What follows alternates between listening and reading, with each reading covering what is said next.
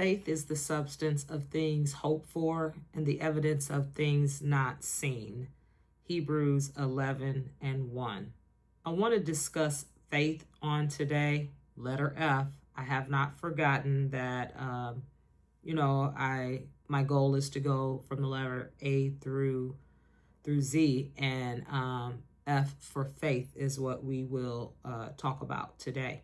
With all that's going on, how are you maintaining faith in your life?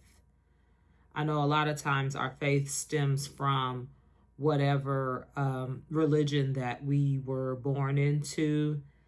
It's usually kind of chosen for us, when we're small, whether it's enforced that you attend church services, whether it's through grandma, grandpa, an auntie, that you begin to find some sort of faith, through, again, whatever, religion or denomination that you were born into. But does that keep you for a lifetime?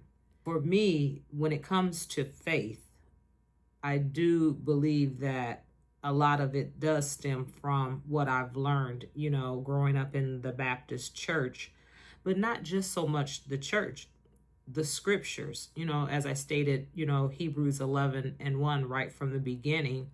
Faith is the substance of things hoped for and the evidence of things not seen. So even though you don't see it, you are hopeful that you will, obtain that education, or, through work, get that, car that you want, or, something that's not even so tangible, but just, that marriage working, your relationship coming around for the better, So faith is something that you kind of wait on, but yet faith is also something that you experience in the here and now. I know we've, gotten wind of what has taken place in, is it Louisiana, with the children and, their own, dad taking their lives in such a brutal way. And so then with something like that, you say, well, how can I believe in a higher power? How can I believe and have faith that things are going to get better when something so, heinous has taken place time and time again? I believe we as a people must come together and stand against evil. Faith without works is dead. The scripture also says, so yes, it is something that we anticipate, things that we want to see take place, but then faith without works is dead. So that means that we need to come together in action to also bring about the things that we want to see take place for the greater good. I believe it is time for us as communities, whether it's in the church, outside the church, and technically we need to come outside the church because a lot of the work needs to be done there.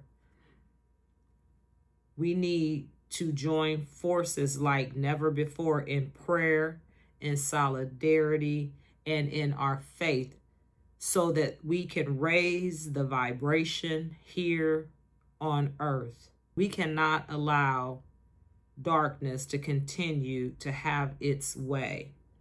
So then you say, well, how could we have prevented this from happening to those innocent children and the mothers of those children? Anything suspicious, we need to begin to report it.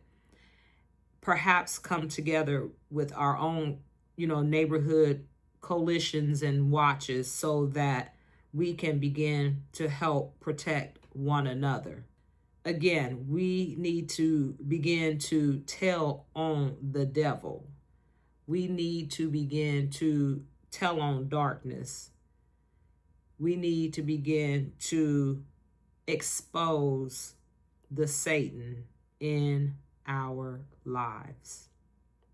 And through faith, we can get there.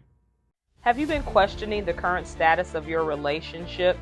Does it seem as if everything is your fault and you can do nothing right? Are you binge watching YouTube videos seeking out an answer on narcissism? Well, you don't have to look any further because I have what you need. I have written a book entitled Creepy, The Unveiling of a Narcissist, along with a journal that you can use for cathartic writing as you are reading and getting set free.